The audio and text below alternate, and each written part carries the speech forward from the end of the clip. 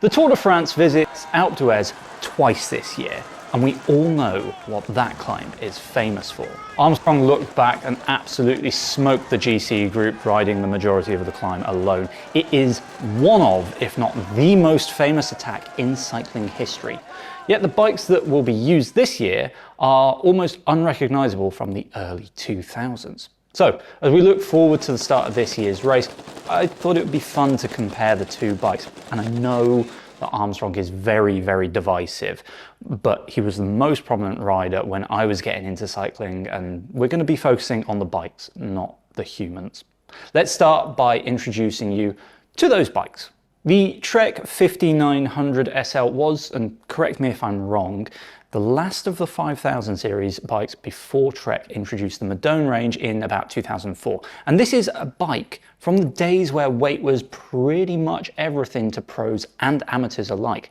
It's actually hard to get a definitive weight for Armstrong's bike, though according to James Huang, then writing for a very retro-looking cycling news, Lance's machine in 2003 weighed a rumoured 6.6 kilos, though I suspect this would have fallen foul of the UCI's 6.8 kilo weight limit, which was introduced in the year 2000. Maybe they just added some weight. And it's actually not like he wasn't trying to make this thing even lighter. Armstrong famously ran just a brake lever on the left side of his bar and then used a down tube shifter for his front derailleur to save weight. But the point is that this bike was all about weight. And then there's Pogacar's Y1 RS, which really just shows how much carbon frames have developed in the kind of 23 years since. This thing isn't my favorite looking bike, and I think a lot of that is because it was kind of born in a wind tunnel.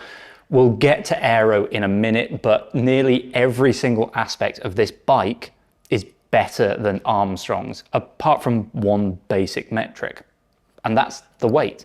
Pogacar's Y1 RS in its full stripped down hill climb form weighed 6.9 kilos according to Colnago. So it's safe to assume that in its road race mode with bottle cages, bar tape, larger chainrings and wider tyres added, the build will sit a little over 7 kilos. So this thing is heavier than a bike from 20-something years ago. But that's not the real point. Back in Armstrong's day, if you had a light bike, you had a fast bike. Now we know that's not strictly true. Today's bikes focus more on aerodynamics than weight, and that's because as you ride faster, your effort goes up. But it doesn't go up in a linear fashion. Drag increases with the square of your speed, while the power increases with the cube. In simple terms, as you go faster, it actually gets harder and harder to go a little bit faster and faster. There's plenty that brands do to make modern bikes more aero and therefore faster. And we're going to start with the quite evident ones, the deeper tube shapes. So what we have here is a way deeper down tube. We've got a way deeper head tube. The kind of front end is all integrated and it's going to be narrower. All of these changes make a massive difference to a rider's drag. And that's before we even get to things like the wheel sets and, the optimization of tire profiles onto those wheels. But the biggest difference has to be in the clothing, the position, and the helmet. Now, if you talk to an aerodynamicist, they will tell you that these things actually make way more of a difference than the frame set and the wheels. Which is actually quite good for you and me, because these things are a lot cheaper. They just take a little bit more effort to actually dial in what is fast for you.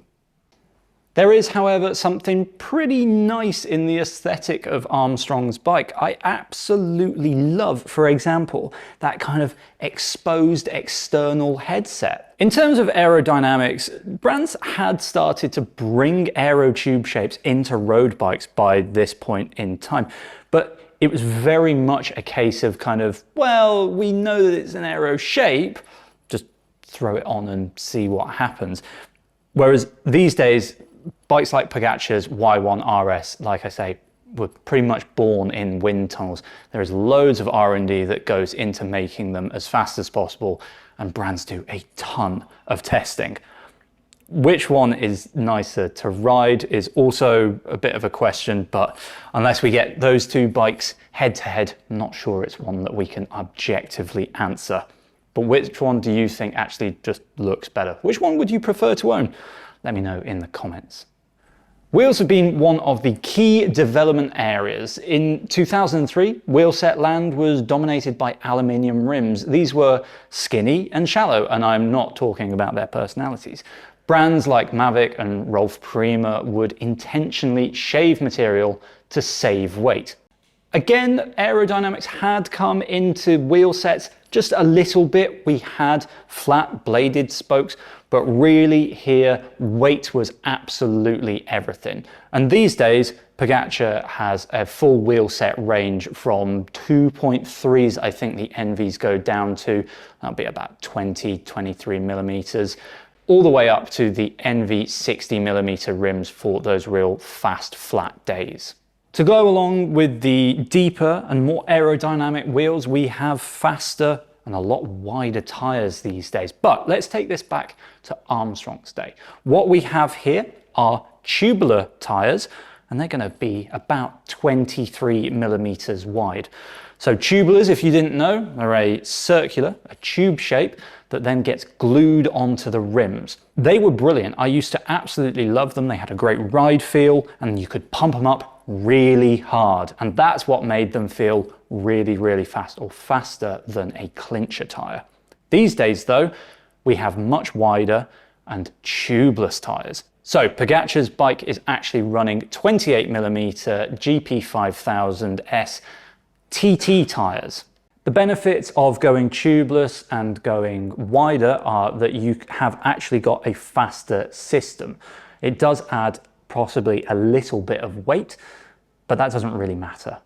What we're looking for is faster rolling resistance, and there is hard data to support this. You go and look at bicyclerolling-resistance.com. All of the fastest tyres in their testing are tubeless. There are some drawbacks to tubeless. If you do have a puncture, then they can be a little more unsecure on the rim. Personally, I haven't run into any of these issues yet, and I, touch wood, hope I never do. But the point is, with tubeless tyres, you're going to have lower pressures for more comfort, you're going to have faster rolling, and really you should have a bit more grip too. And then we come to the world of the gearing, which has changed absolutely massively. In Armstrong's days, this was mechanical and it was 9-speed. This is actually Shimano's Dura-Ace, and it's the first time that Shimano had won the Tour de France with its flagship group set. And it seems to have dominated pretty easily since then. Now everything is electronic. Pogacar's Shimano Dura-Ace is 12-speed and it's also semi-wireless. But at the top end of things, gearing has also got a little bit bigger. So in Armstrong's day, it was a 53 maximum chainring size, and now Pogacar and that, they're running a 54 tooth as a minimum, and you know, they're going up to 56 on really fast flat days. They're not doing that so much for the maximum gearing. They're also doing that because of chainline considerations. So if you run a straighter chain, as in you're in the big ring and then halfway up the block on the back, your chain runs straighter, and that's going to lose you fewer watts.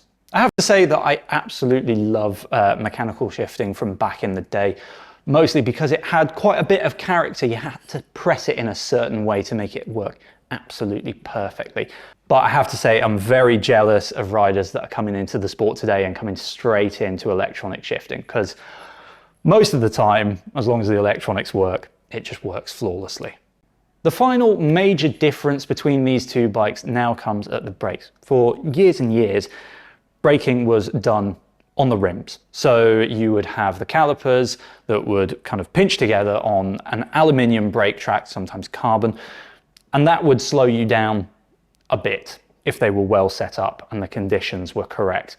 Now we have disc brakes, which came into the sport at a troubled start, but I think they've really established themselves as technology that has actually improved braking. Like, you will have a bit more power, but it's not really the power that we're looking for. It's the modulation, and the modulation within every sort of condition. So for me, when I've got frozen hands, in the rain, on a winter's ride, I've still got the same braking that I would have on a lovely summer's day.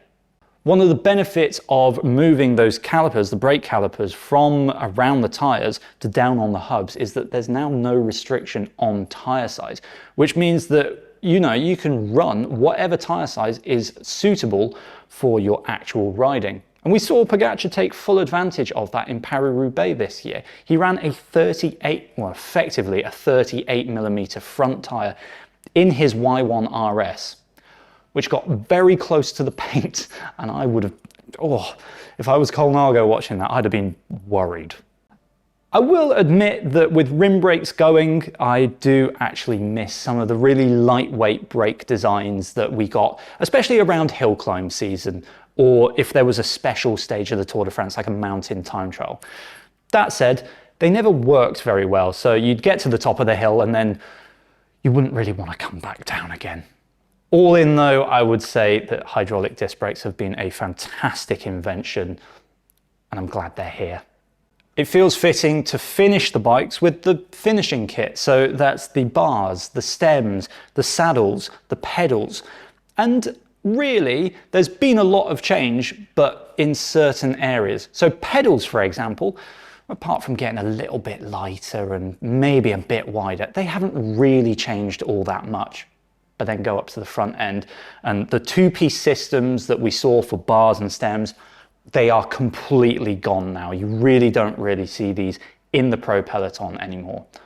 What Pogacar has is a fully integrated, specific system for his bike, and this will have been designed in collaboration with the frame set.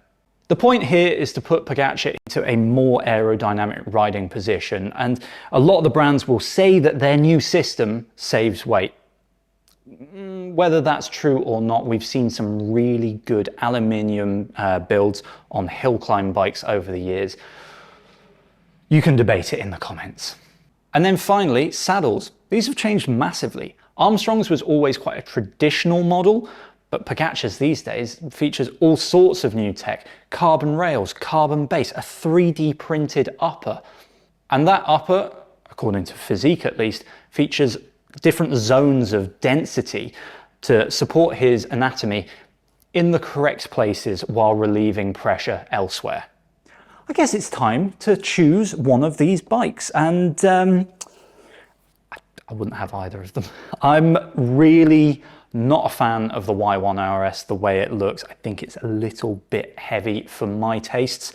But then at the same time, I think modern bikes, since Armstrong days, have really advanced. So I would pick a modern bike, I just wouldn't pick this one. But what about you? Which of these two bikes would you have? And if it's the same as me, neither, let me know which bike you would have in the comments below. And if you want to see 12 things not to copy off of a Tour de France Pro's bike, it's just right here. Thank you very much for watching. We'll see you in the next one.